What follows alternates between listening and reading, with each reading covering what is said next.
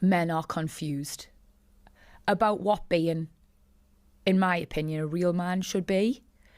And they're trying to so hard to project images of strength and, you know, power and all these things. They're drowning in it.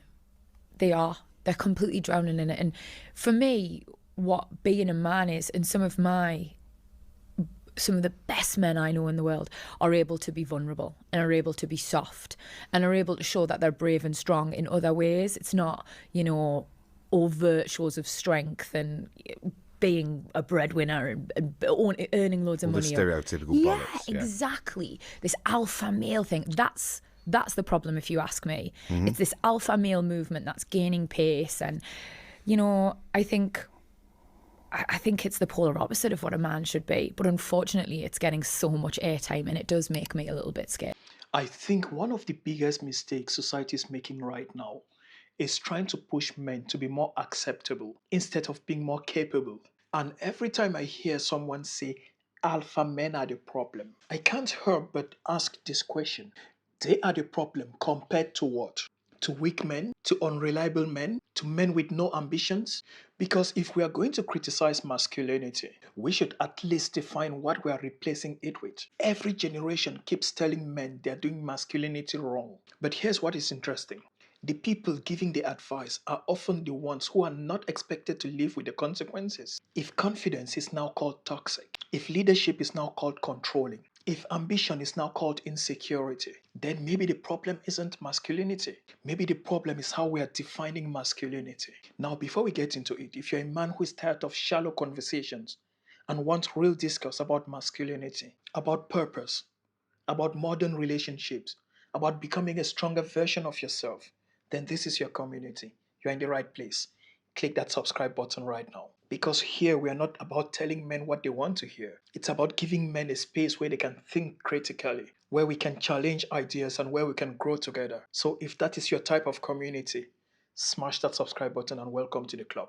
Now you've already heard what she had to say, and I think her comments reflect conversations that's becoming more common. The idea that men are somehow confused because they are trying so hard to be strong, and that if men were softer, more vulnerable, and less concerned with things like status, leadership, or providing, things would somehow be better. But I think that's an incomplete picture. Not because vulnerability has no place, but because strength and vulnerability are not opposites. Because a mature man can have both. The question is always when, where, and with whom you choose to be vulnerable. And that's a distinction that somehow gets lost in translation. Now, there is one thing she said that stood out with me. She said men are drowning in trying to project strength. Let's start by thinking why many men pursue strength in the first place. Because believe me, for most men, strength is not about looking tough. Strength is about responsibility. Strength is about the ability to protect. Strength is about the ability to provide. Strength is about staying calm under pressure. Strength is about going when life gets tough. Those expectations don't disappear simply because someone said they don't matter anymore. Because many men still feel them every single day. Now, let me tell you about the guy called Michel. Michel lost his job, unfortunately. Then his bills started piling up. His father became sick, and his younger sister wanted his support for her school. Michel had every reason to fall apart, but every morning he got up. He sent his resume and his CVs everywhere, picked up temporary job just to get things going, visited his dad in the hospital, and he never stopped trying. Now the question is, was he pretending to be strong? Or was he just carrying responsibilities? Because strength is not always loud. Sometimes strength is just refusing to quit. Now, here's something I think we don't say enough. Society often encourages men to be emotionally open, which is okay in the right settings. But many men have also have experiences where opening up had let them feel misunderstood, let them feel dismissed, and let them feel like their vulnerability was used against them. And that's why trust matters. Because being emotionally honest does not mean sharing everything with everyone. Just like you won't hand your house keys to strangers. You can't share your weakest points or your weakest struggles to anyone just because they ask. That's why for many men, trusted friends, families, mentors, coaches, professionals have been the safe space for them to open up. The point is never to be vulnerable. The point is to know with whom you are vulnerable. Now, here's the problem with today's conversation about masculinity. We keep acting as though strength and compassion are enemies. But they are not, because the strongest men I've met were not emotionless. They were dependable. When everyone else panicked, they stayed calm. When everyone else complained, they found solutions. When everyone else quit, they kept moving. And bro, that's not toxic. That's valuable. Now I'll be honest. The term alpha male just gets thrown all over the place. Today it barely means anything anymore. Some people use it to describe arrogance. Some people use it to describe self-confidence. Others use it to describe leadership. They are all not the same thing. If someone is using alpha as an excuse to bully people or to treat others with disrespect, that's worth criticizing. But if by alpha you simply mean a man who is confident, a man who is disciplined, a man who takes responsibility, a man who protects the people he cares about, a man who leads with integrity, then why would we want less of that? So maybe the real issue isn't confidence. Maybe it's confusing confidence with domination, because those are very two distinct things. Now let's go deeper, because I think this is where the conversation gets interesting. A lot of modern conversation about masculinity focuses on what men should stop being. Stop being too aggressive.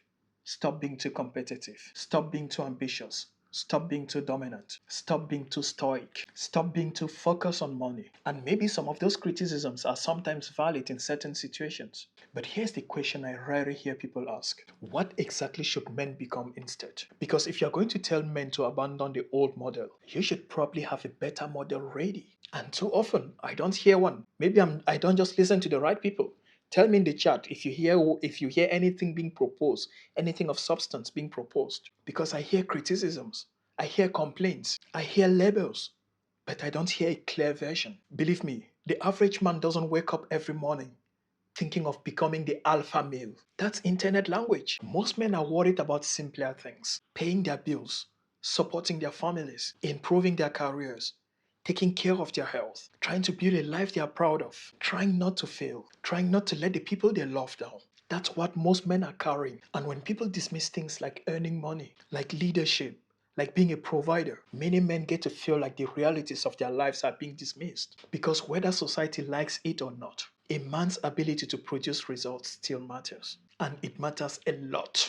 Now, you know what's funny? People say men shouldn't attach their worth to what they provide. That sounds nice until when the bills arrive, until someone needs help, until crises happen. Then suddenly everyone starts looking for a capable man. Not a perfect man, a capable man. And capability does not happen by accident. It's built through discipline, through responsibility, through work, through sacrifice. And that's why so many men pursue strength. Not because they are obsessed with power, but because life keeps demanding it. Now, if you're enjoying the conversation and you believe that men need spaces where they can talk without being questioned or without being shamed to silence, consider becoming a member of the channel, because members help support the channel and they help keep the conversation going. Without members, the channel is nothing. Because this space is to remind you that your mission matters, that your growth matters, and that becoming a stronger man there is nothing there to apologize for. Now let's continue. And to be fair, I actually agree with one thing. Some men do perform masculinity. Some men think being a man means acting tough all the time, means never listening, never learning, never accepting when you're wrong, always being loud, always being aggressive, always being confrontational. And in my books, that's not strength. That's just insecurity wearing a different mask. Real strength doesn't need constant validation. Real strength doesn't need to announce itself. Real strength is controlled, it's measured, it's disciplined, it's reliable.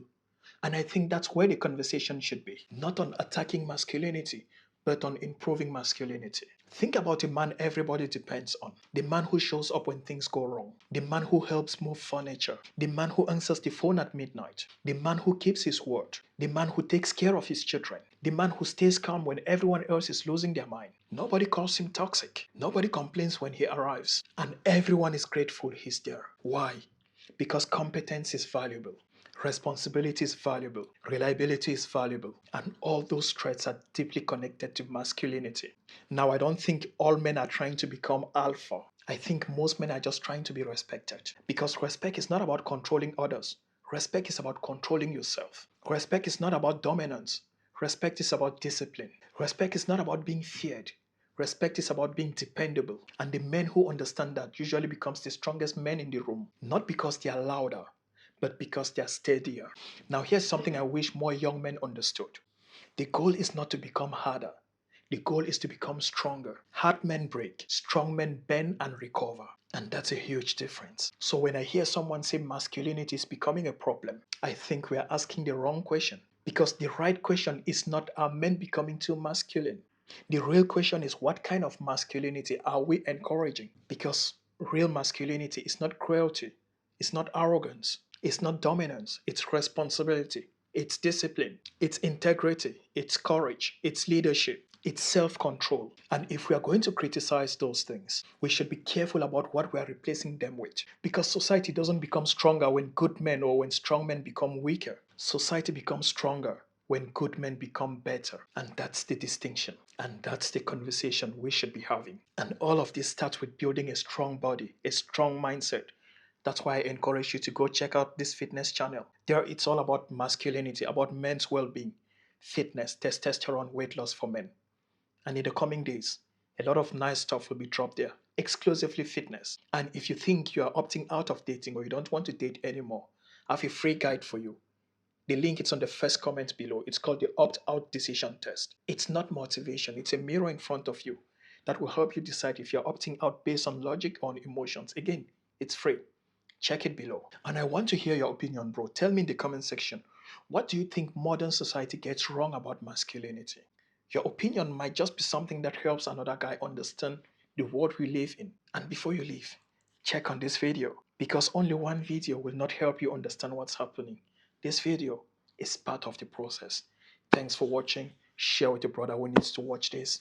Like, comment, subscribe, and see you in the next one. Copy that. Never apologize for being masculine.